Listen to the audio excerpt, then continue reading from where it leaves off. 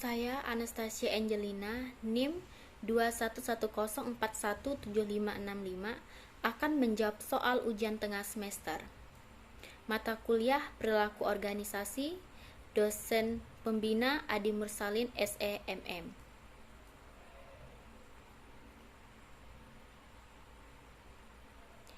Yang soal pertama, jelaskan apa yang dimaksud dengan perilaku organisasi.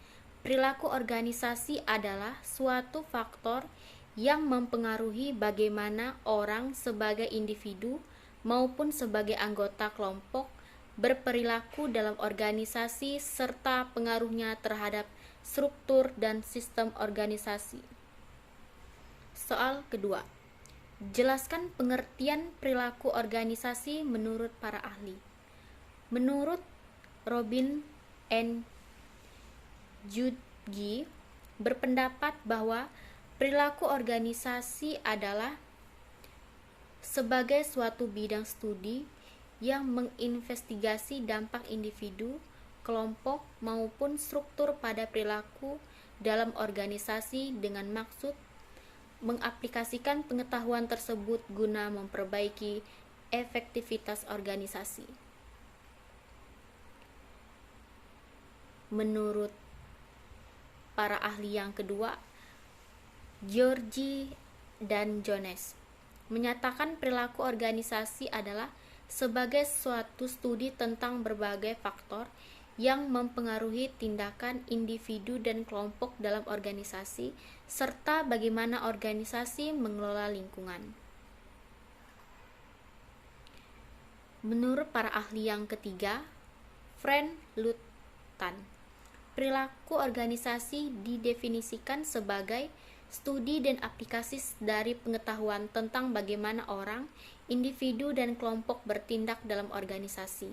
Sikap organisasi sangat penting bagi manajemen sumber daya manusia karena sikap ini akan mempengaruhi perilaku organisasi, sikap yang berkaitan dengan kepuasan kerja dan memfokuskan pada sikap karyawan terhadap keseluruhan. Soal yang ketiga, sebutkan dan jelaskan tujuan mempelajari perilaku organisasi.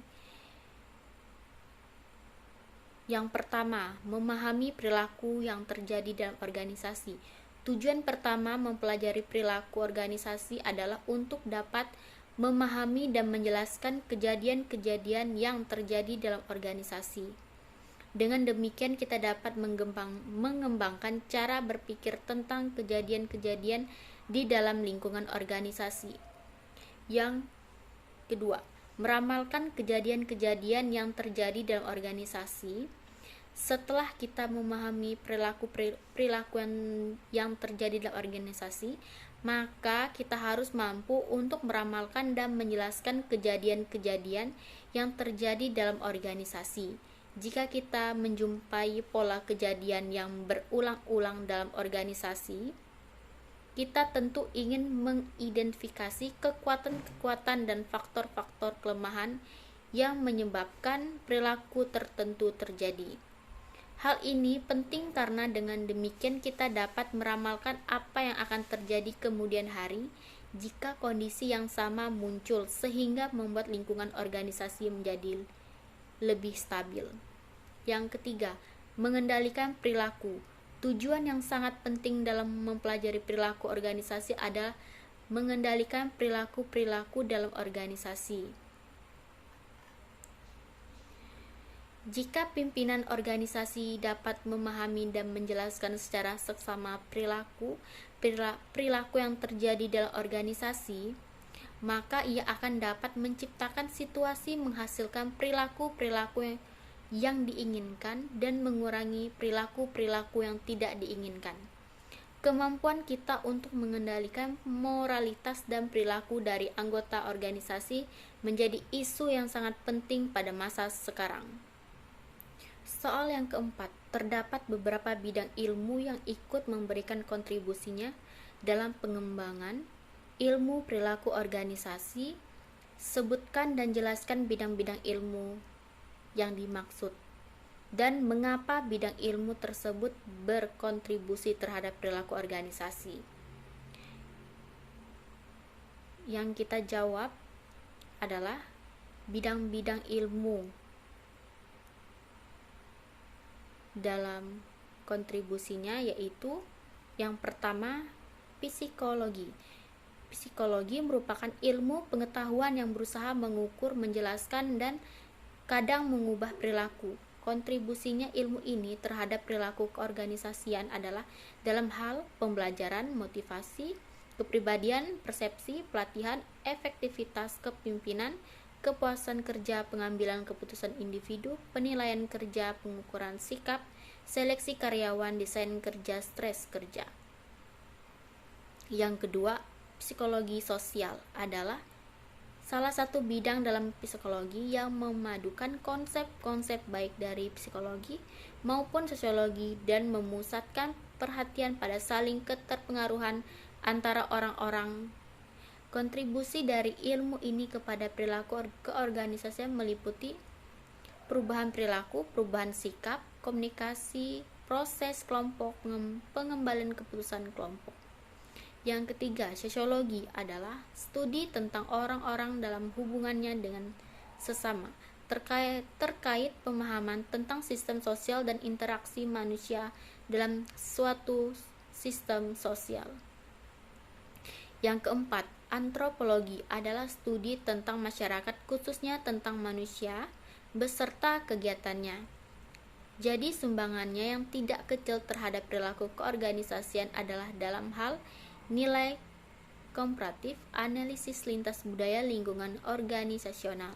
Yang kelima, politik, sejarah, dan ekonomi, yaitu ketiga bidang ilmu ini juga ikut memberikan sumbangan dalam perkembangan ilmu perilaku organisasi. Ilmu politik mempelajari tentang perilaku individu dan kelompok di dalam suatu lingkungan politik. Ilmu sejarah memberikan sumbangan tentang sejarah dari pimpinan-pimpinan besar di masa lampau atas keberhasilan dan kegagalannya. Mengapa bidang ilmu tersebut berkontribusi terhadap perilaku organisasi? Karena terkait pemahaman tentang sistem sosial dan interaksi manusia dalam suatu sistem sosial. Soal yang kelima, mengapa perilaku organisasi penting dipelajari oleh manusia manajemen? Karena mahasiswa bisa mendapatkan gambaran bahwa studi tentang perilaku organisasi ini menyediakan serangkaian alat, yaitu konsep dan teori-teori yang dapat membantu orang memahami, menganalisis, dan menjelaskan perilaku dalam organisasi dan berperilaku organisasi dalam hal merespon globalisasi, mengelola beragam tenaga kerja, meningkatkan kualitas dan produktivitas, memperbaiki keterampilan karyawan, dan mampu menciptakan perilaku yang beretika. Apakah perilaku organisasi juga perlu dipelajari oleh manajer sumber daya manusia di suatu perusahaan? Iya, harus dipelajari. Karena sangat penting dalam membantu para manajer untuk memperbaiki, mendorong, atau merubah perilaku kerja baik individu, kelompok, maupun organisasi secara keseluruhan untuk mencapai tujuan organisasi. Dengan mempelajari perilaku organisasi, maka para manajer memiliki keterampilannya untuk menangani perilaku pegawainya untuk dapat bekerja dengan baik sehingga dapat mencapai efektivitas organisasi. Soal yang keenam, sebutkan dan jelaskan prinsip-prinsip dalam perilaku organisasi. Yang pertama, manusia berbeda perilakunya karena kemampuannya tidak sama, yaitu perbedaan dan keterbatasan kemanusiaan atau kemampuan manusia akan berpengaruh pada perilaku dan kecerdasan yang dibawa sejak lahir hasil didikan dan pengalaman. Yang kedua, manusia mempunyai kebutuhan yang berbeda, yaitu manusia berperilaku karena didorong oleh serangkaian kebutuhan dan setiap orang memiliki kebutuhan yang berbeda dengan kebutuhan orang lain. Yang ketiga, orang berpikir tentang masa depan. dan membuat pilihan tentang bagaimana bertindak, yaitu kebutuhan-kebutuhan dari setiap orang dapat dipenuhi lewat perilakunya masing-masing.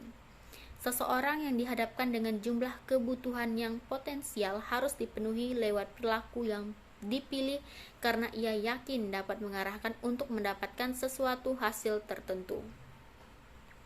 Yang keempat, seseorang memahami lingkungannya dalam hubungan dengan pengalaman masa lalu kebutuhannya, yaitu memahami lingkungan adalah suatu proses yang aktif di mana seseorang mencoba membuat lingkungan itu mempunyai arti baginya.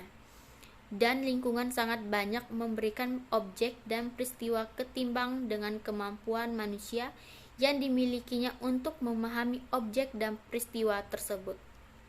Yang kelima, seseorang itu mempunyai reaksi-reaksi senang atau tidak senang, dan ini akan menjadi seseorang berbuat yang berbeda dengan orang lain di dalam rangka menanggapi suatu hal. Seseorang bisa puas mendapatkan gaji tertentu karena bekerja di suatu terdapat tempat. Orang lain pada tempat yang sama merasa tidak puas. Soal yang ketujuh. Jelaskan karakteristik perilaku organisasi. Yang pertama, perilaku, yaitu fokus dari perilaku organisasi adalah perilaku individu dalam organisasi. Untuk dapat memahami perilaku organisasi, maka harus mampu memahami perilaku berbagai individu dalam organisasi. Yang kedua, struktur, yaitu struktur dari organisasi dan kelompok, berkaitan dengan hubungan yang bersifat tetap dalam organisasi. Yang ketiga, proses, yaitu proses organisasi berkaitan dengan interaksi yang terjadi antara anggota organisasi. Proses organisasi antara lain meliputi komunikasi, kepemimpinan, proses pengambilan keputusan, dan kekuasaan. Soal yang ke-8. Coba saudara jelaskan pendekatan-pendekatan yang digunakan dalam perilaku organisasi. Yang pertama, pendekatan sumber daya manusia atau sportif. Artinya, membantu pegawai agar berprestasi lebih baik, menjadi orang yang lebih bertanggung jawab, dan kemudian berusaha menciptakan suasana di mana mereka dapat menyumbangkan sampai pada batas kemampuan yang mereka miliki, sehingga mengarah kepada peningkatan keefektivitas pelaksanaan tugas. Yang kedua, pendekatan kontingensi merupakan adanya lingkungan yang berbeda menghendaki praktek perilaku yang berbeda pula untuk mencapai keefektifan. Di sini pandangan lama yang mengatakan bahwa prinsip-prinsip manajemen bersifat universal dan perilaku dapat berlaku dalam situasi apapun. Yang ketiga, pendekatan produktivitas, yaitu sebagai ukuran seberapa efisien suatu organisasi dapat menghasilkan keluaran yang diinginkan. Yang keempat, pendekatan sistem, yaitu diterapkan dalam sistem sosial di mana di dalamnya terdapat seperangkat hubungan manusia yang rumit, yang berinteraksi dalam banyak cara. Soal ke-9. Apa yang Anda ketahui tentang perilaku individu dan nilai-nilai? Perilaku individu adalah segala sesuatu pengetahuan, sikap, dan tindakan yang tampak maupun yang tidak tampak yang dipengaruhi oleh lingkungan dan perankan dalam kehidupan sehari-hari. Sedangkan nilai adalah segala sesuatu yang dianggap baik dan berharga bagi kehidupan manusia. Setiap konsep dianggap bernilai adalah jika memiliki arti kebaikan dan berguna bagi individu. Soal 10. Ada dua faktor yang membentuk perilaku individu. Sebutkan dan jelaskan. Yang pertama, faktor internal, yaitu semua faktor yang berasal dari dalam diri individu seperti motivasi, persepsi, minat, kebiasaan, dan sebagainya yang mendorong individu berperilaku. Yang kedua, faktor eksternal, yaitu faktor yang berasal dari luar individu seperti sosial, budaya, politik, dan lingkungan lainnya yang membentuk perilaku individu. Soal 11. Jelaskan hubungan antara nilai-nilai dan perilaku individu. Beri contoh dan penjelasan Anda.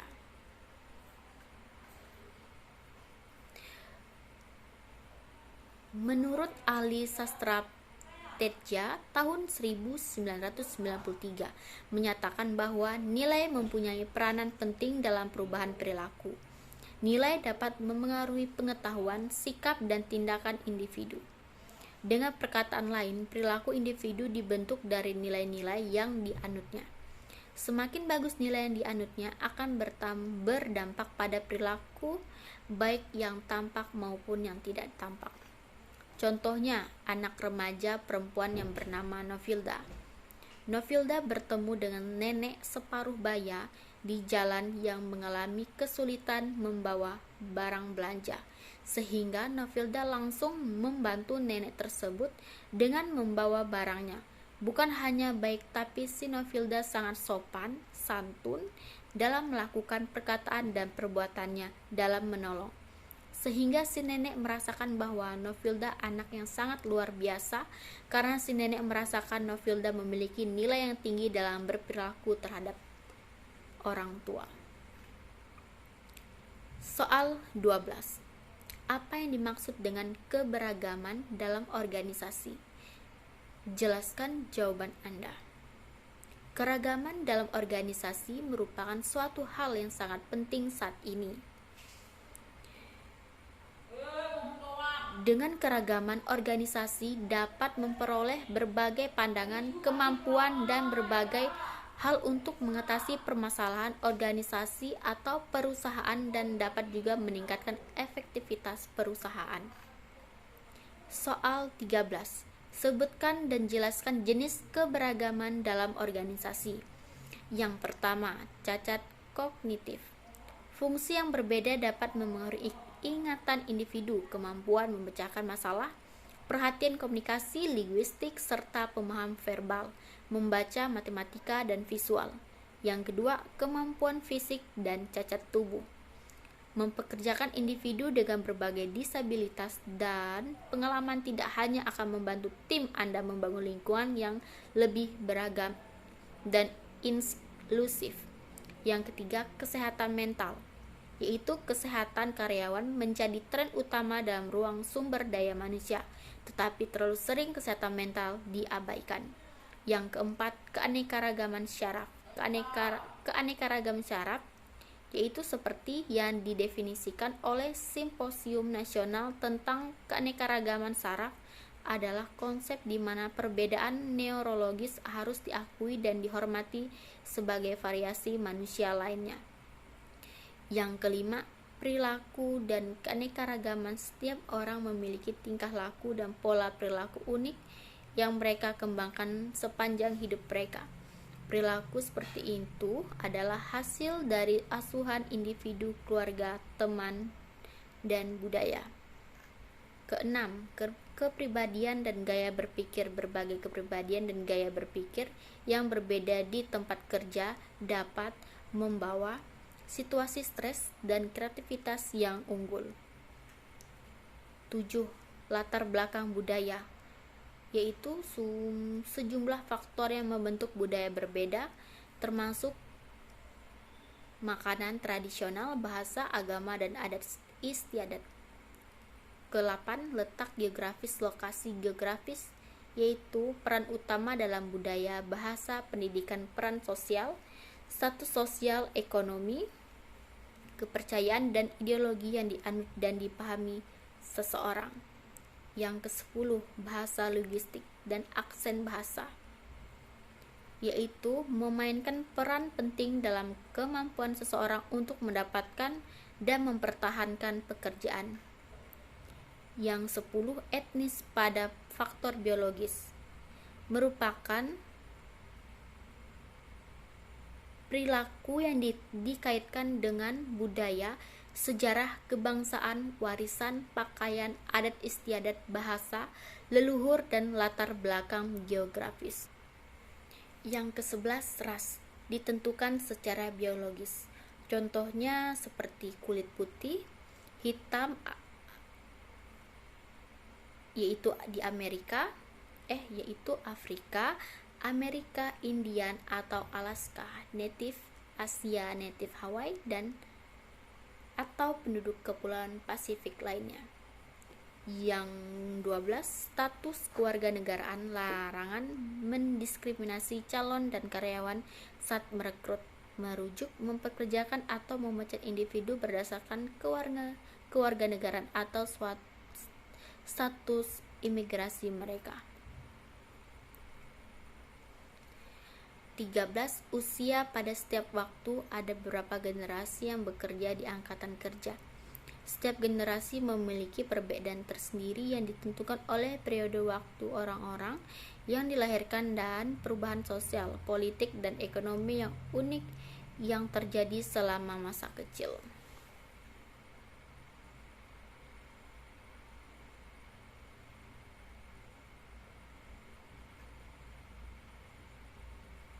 (14) Keluarga dan asuhan keluarga memiliki pengaruh yang signifikan terhadap kehidupan setiap individu. Hal tersebut itu memainkan peran dalam pengasuhan seseorang dan memberikan dukungan sepanjang hidup seseorang. Ke-15, ideologi berperan untuk kenyamanan karyawan dalam berbagai pendapat dan rekan kerja. Ideologi yang sangat berbeda dapat membuat individu lebih berhati-hati untuk memulai percakapan dengan rekan kerjanya jika mereka tahu hal itu akan dapat memicu perdebatan. 16. Moral mencerminkan keyakinan individu untuk pikiran dan perilaku yang dapat diterima. Yang 17. Peran sosial. Stereotip seringkali berkorelasi dengan peran sosial yang dimiliki tentang demografi tertentu dan dapat mempengaruhi kemampuan individu. Ke-18. Identitas gender. Peran yang bervariasi menurut budaya yang berbeda dan ditetapkan pada individu saat lahir berdasarkan jenis kelamin dan biologis mereka. Yang 9. Ekspresi gender memungkinkan berbeda dari jenis kelamin atau identitas gender individu. 20. Seks, yaitu identitas gender dan ekspresi gender. Seks mengacu pada perbedaan biologis dan genetik antara tubuh pria dan wanita. 21. Orientasi seksual, yaitu berbeda dengan identitas gender, ekspresi gender, dan seks biologis. Yang 22. Pendidikan, yaitu bervariasi menurut lokasi sekolah dan guru dan dapat sangat dipengaruhi oleh undang-undang dan peraturan. Tidak ada satu orang pun yang memiliki pendidikan yang sama persis. Yang 23. Pendapatan penghasilan, yaitu peran utama dalam kehidupan setiap individu sejak lahir dan selama mereka dibesarkan, karir, profesional, hingga pensiun. 24. Status sosial ekonomi merupakan ukuran dan kategorisasi orang berdasarkan pendidikan, pendapatan, dan pekerjaan mereka. 25. Pengalaman hidup, yaitu mencakup semua kejadian unik, pendidikan, militer, pribadi, dan publik yang dialami seseorang sepanjang hidupnya. Yang 26. Hak istimewa mengacu pada kekuatan sosial yang dapat dinikmati berdasarkan jenis kelamin, identitas gender, ras, etnis, agama, usia, status kewarganegaraan, status sosial ekonomi, peran sosial, latar belakang budaya, dan status disabilitas seseorang. Yang 27. Status pernikahan merupakan peristiwa besar bagian orang. Bukan hanya itu, menikah, bercerai, berpisah, atau menjadi janda dapat mengubah keyakinan. 28. Status orang tua memberi kerja dapat mendukung orang tua yang bekerja dengan memberikan manfaat. 29. Pengalaman militer. Para veteran menawarkan banyak keterampilan, pengetahuan, dan pengalaman menjadi mereka dapat berkontribusi luar biasa untuk berperan dalam berbagai perusahaan. 30. Latar belakang kriminal pada pemberi kerja untuk memutuskan apakah mereka tidak peduli akan masa lalu seseorang, sejauh mereka dapat unggul dalam karir yang bermanfaat di masa depan. Yang 31, keyakinan politik. Terdapat banyak perbedaan pendapat tentang bagaimana dan kapan politik diperbolehkan di tempat kerja. 32, keyakinan agama dan spiritual terlepas dari apakah orang mendiskusikan afiliasi agama mereka di tempat kerja atau tidak. 33, pengalaman sebelumnya. Setiap kali seseorang karyawan pindah peran merupakan ke industri atau perusahaan baru, mereka membawa pengalaman kerja dan keterampilan mereka sebelumnya. 34, keterampilan adalah jenis keragaman yang kurang jelas tetapi sangat penting untuk proses perekrutan dan bergantung pada sejarah profesional mereka.